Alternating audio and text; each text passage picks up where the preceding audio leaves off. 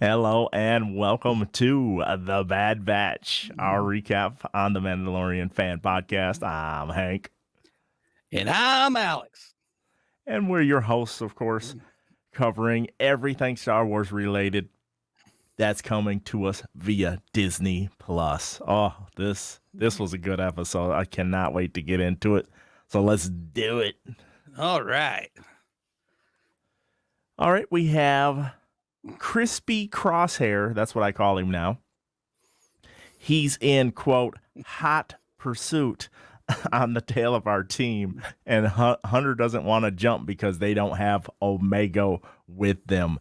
Did you feel for Hunter in that situation where it's like save your bacon and kind of temporarily give up on Omega, or what were you thinking? Well, being a parent, I can tell you what it's like to, be without your kid and worry about your kid, because that's like your first priority. But in this circumstance, I think Hunter's best to get the heck out of there and live to fight another day. Yeah, most certainly. Lose the battle, try to win the war. Omega comes to, and she's in a cell, and then that little smart mouth Todo robot is like mocking her. Whoever does the voice for that, is it the same guy that does the Bad Batch voices? Do you know offhand? Oh, I'll look it up for you. Whoever's doing that voice is brilliant. I'm just here to say that little character is so obnoxious but funny. Like, oh, my leg, I can't get this leg back on. I was in tears cracking up at this little thing. One thing I really love about Star Wars is the personalities that, George Lucas gave his droids. They are not some cold-hearted like robots as we've seen in other franchises. These droids are full of personality for sure. Yes, they are. Great call out, because that is 100% true. Cad Bane at your service. Whoever's doing that voice is probably got a sore throat. But Mr. Bane, my leg. What about my leg? I was just, I love that gimmick the entire episode. Cad Bane was pretty smart. He wants unmarked credits. I found that to be interesting that he that you could even have credits that are unmarked. And I was wondering, what kind of credits are these? Are these now Imperial credits? Because they're definitely not Republic credits. Yeah, that's why I was curious. And do they spend the same, or do they spend more because they're unmarked? The Prime Minister is sending Ton Wei to Borovio to exchange for Omega instead of Nala Se. And he tells Nala Se that once Omega returns, get the genetic material needed and terminate her. And I was like, what? What is this show? I think this was the kind of the mind-blowing part that happened. Now we learn the importance of Omega.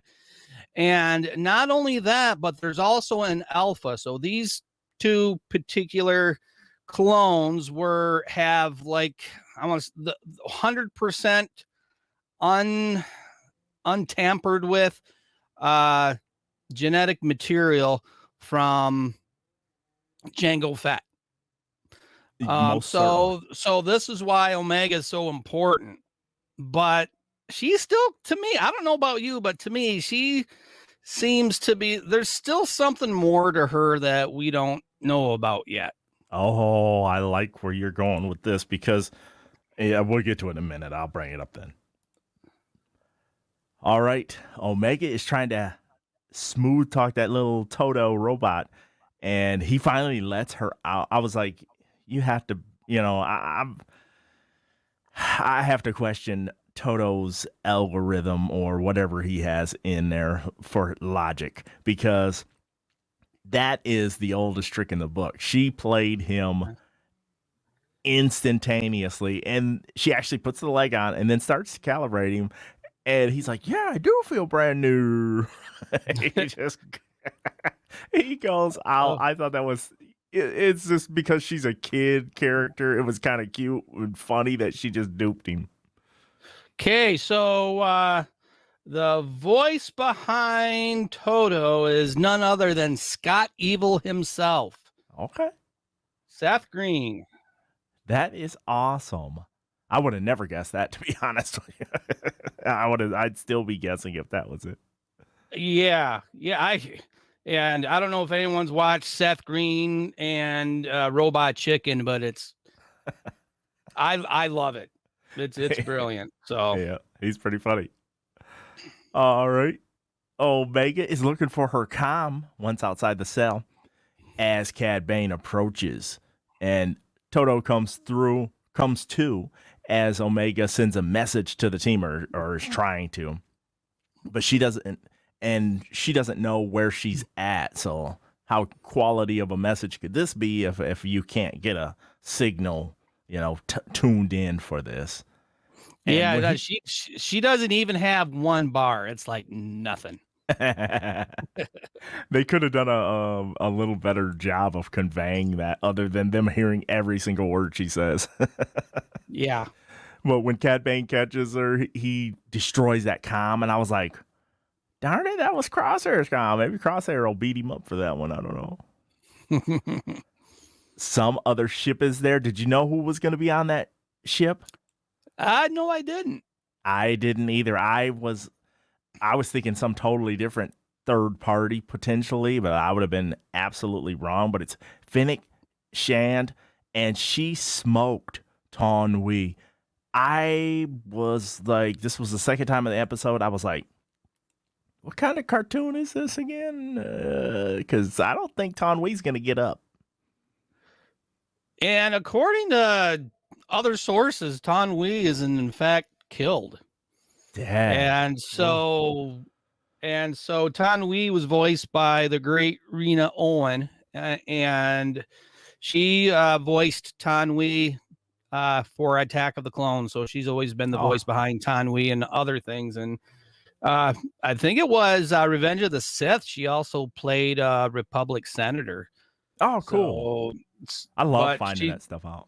She's been in all kinds of stuff. So just look up Rena Owen and you'll see all the great things she's been in. But for her to reprise her role as Taun-We on this, Taun-We's kind of had a small part in this, but it might have been slightly bigger than her Attack of the Clones role, other than the scene with Obi-Wan where she kind of explains where she greets Obi-Wan when Obi-Wan first gets there.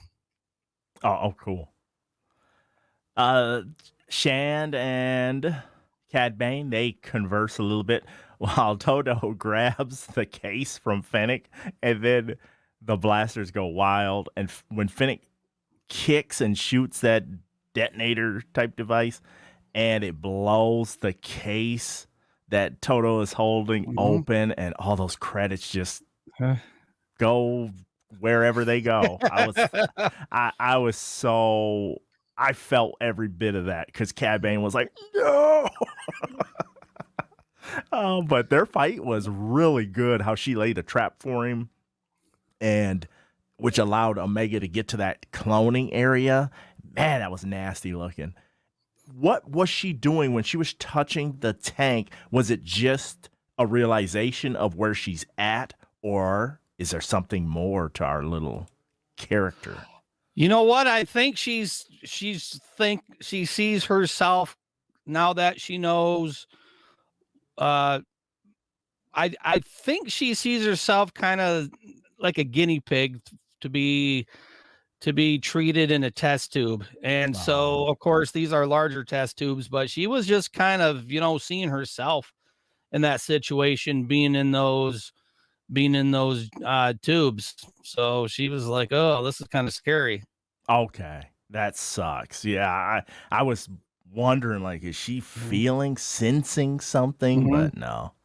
Probably. I think I was gonna turn the episode off though if I saw Snoke in there. That would have been awesome, man. Oh, that would have been good. she is able to start an alert from the control panel. For being a little kid, she knows how to do a lot of stuff, which is, not out of the realm of believability, I would say. Mm-hmm. Todo says that he won't fail to retrieve Omega, which you knew was a foreshadow that, in fact, he will fail.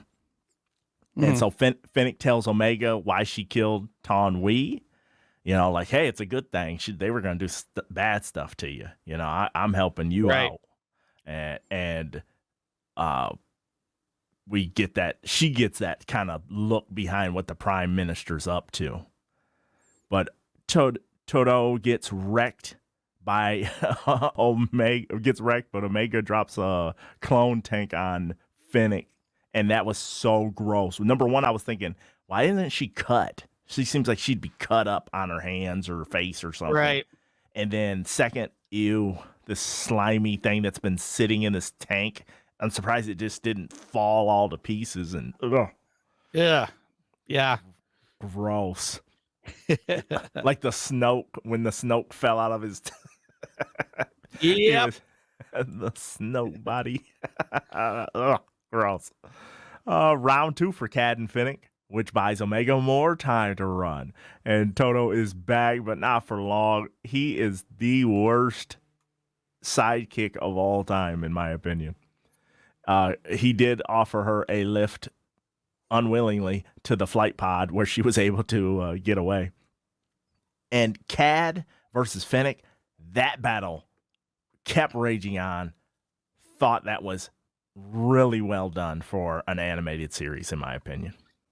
And not only that, but in all of Star Wars, all the Star Wars together, because usually when we have an epic battle like that, it's like some big lightsaber duel. And, this was a non-lightsaber battle, which was, if I can quote you, it was epic. Yeah. Omega gets that in that pod, and that pod is falling. Engine is failing and all that kind of stuff. But who didn't know that suddenly the Bad Batch would be able to catch her, out of midair? Yeah, that was a little predictable. And as soon as, it seemed like she wasn't going anywhere, and then the hatch opens, and yep, I knew it. You're like, oh, wait a minute. No, it's nothing special. It's the same old trope.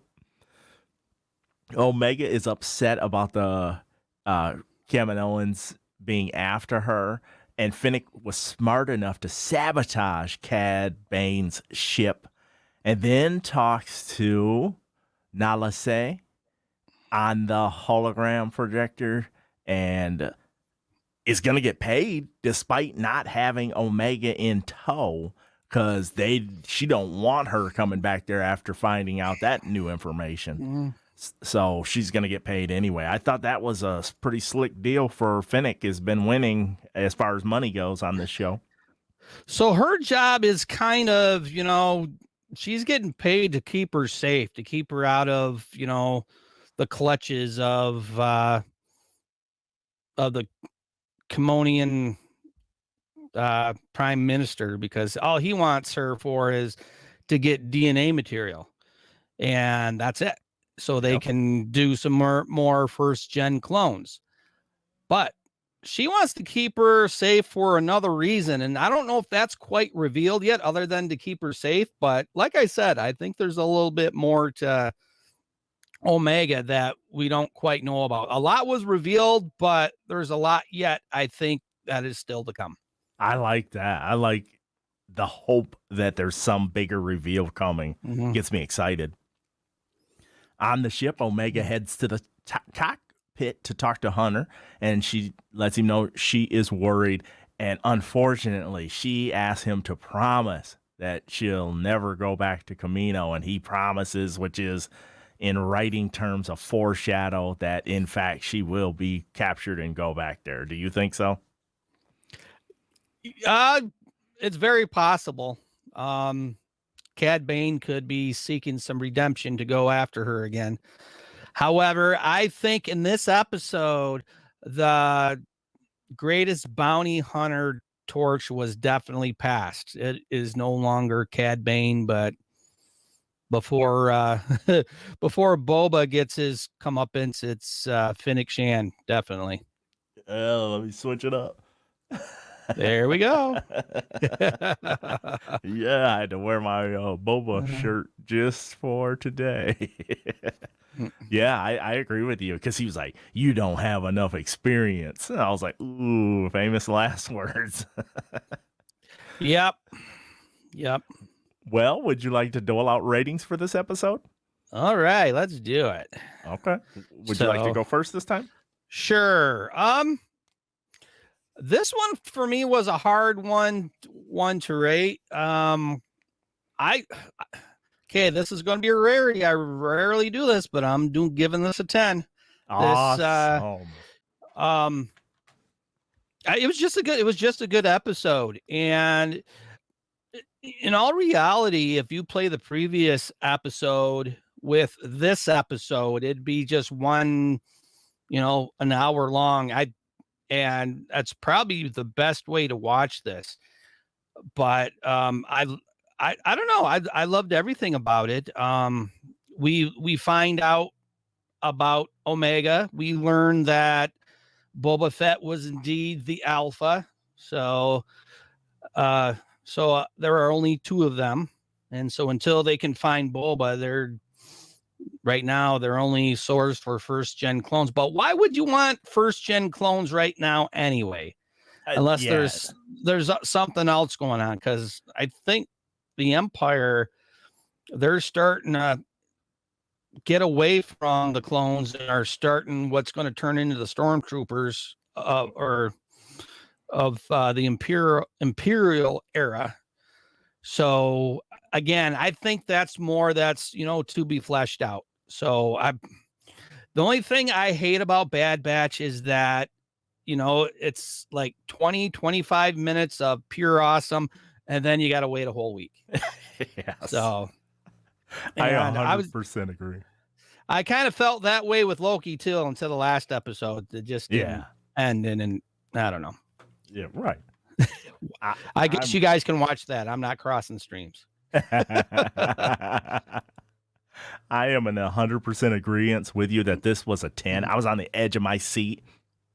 I was trying to take notes. I was rewinding constantly because I was like, oh my gosh, what did I just miss? What did they just say? What did they do? And I don't do that unless I'm totally engaged.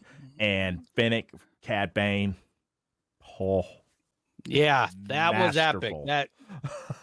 That was definitely epic. And I really liked how, Omega was the star of this whole episode. Yeah. So and that's good too. Because if you can pull off an episode, have it be a 10, like I'm giving it as well as Alex gave it, without the actual Bad Batch being in it that much, that is impressive. Impressive writing. I think we only see them at the very beginning and then at the very end. When they're trying to look for and get the radio signal. But it was pretty much Omega. And then I will say that both Cad Bane and Fennec stole the show, definitely, with that battle. Yes. And it makes me want to say, rematch? Anyone? Rematch? We did have another feedback again this week. All right. I would like to throw it in right now. Okay. Hi guys, this is Russ calling in after watching the Bad Batch episode 9. It might have been my favorite episode of the season. I really enjoyed the nonstop action, and we got some nice revelations in this episode. A couple of questions for you guys. One, were you guys surprised that Omega's kind of the revelation on her was just that she was a pure clone? I thought maybe that they were going to say that she was some sort of enhanced clone, so I guess I found that maybe mildly surprising. And two, probably my bigger question, what do you guys think the end game is here for season 1? We're, a little over halfway through. Where do you think this is ultimately going? Is it just that we're trying to get Crosshair back on the team? Are they maybe going to join the Rebel Alliance? I mean, where do we think we're going from here? Appreciate all your thoughts, and have a good one. Thanks. Bye. Thank you so much for sending that in. Those are two really, really good questions to answer.